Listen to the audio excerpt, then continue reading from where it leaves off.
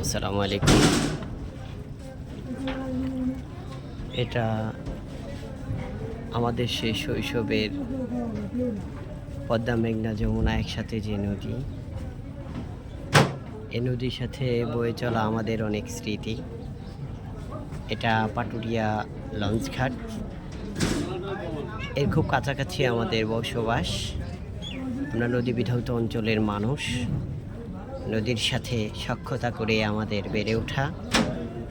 এই নদীর পানিতে একসময় গোসল করা, রান্নার কাজের পানি, আসলে নৈমিত্তিক চাহিদা পূরণের জন্য যতটা প্রয়োজন ছিল সবটা চাহিদা এই নদী পূরণ করেছে। নদীর সাথে যেমন মাইকেল মধুসূদন দত্তের এক চিরচেনা এক বন্ধন ছিল, এই চিরচেনা বন্ধন যেন আমাদের কাছেও এক চিরচেনা বন্ধন।